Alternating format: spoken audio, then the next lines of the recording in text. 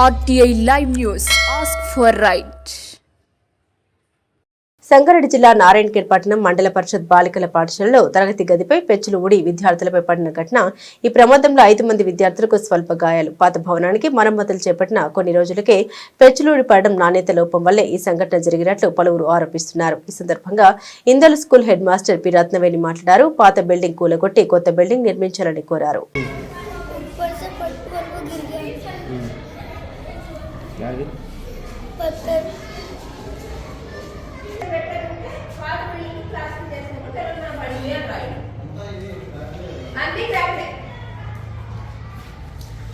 ఒక్క రూమే కాదు, అన్ని రూములు ఎలానే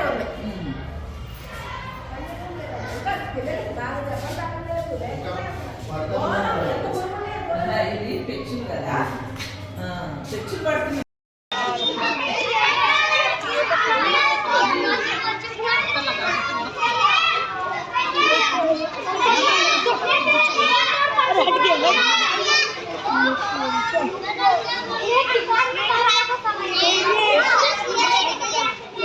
నారాయణఖేడ్ గర్ల్స్ హెడ్ మాస్టర్.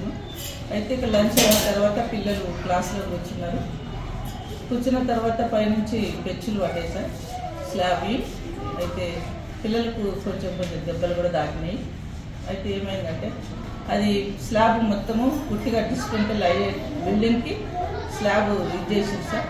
అయితే అది మొత్తం డిస్మెంటల్ చేసి అది మొత్తం మళ్ళీ వేరే బిల్డింగ్ మాకు కట్టించాలి. దాని తర్వాత మళ్ళీ పిల్లలకు కూడా కొంచెం దెబ్బలు తాకినాయి, అది కూడా స్పందించండి. ఆ బిల్డింగ్ తీసేసి డిస్మెంటల్ చేయాలని మేము కోరుకుంటున్నాం సార్.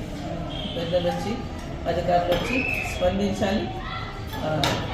ఆ విధంగా పిల్లలు మళ్ళీ వేరే ఇంకేమైనా పెద్దగా అయితే కూడా కష్టమే. దాన్ని బట్టి మేము కోరుకుంటున్నాం. డిస్మెంటల్ చేసి బిల్డింగ్ కొత్తది చేయాలని మేము ఆశపడుతున్నాం. అది వచ్చి పెద్దలు వచ్చి కొంచెం చూసి వెళ్ళాలి అని కూడా కోరుతున్నాం. ఎంఏఓ కూడా మేము ఫోన్ చేసినాం, సిఆర్పీ కూడా ఫోన్ చేసినాం. అయితే వాళ్ళు కూడా చెప్పిండ్రు వేరే క్లాస్లో కూర్చోమని చెప్పి. అట్లా ఎందుకంటే పిల్లలకి ఇంకా ఏమైనా పెద్దదైతే మనకి ఇబ్బంది అవుతుంది. కాబట్టి ఆ బిల్డింగ్ డిస్మెంటల్ చేసి మనం కొత్త బిల్డింగ్ చేయాలి అధికారులు మేము కోరుకుంటున్నాం.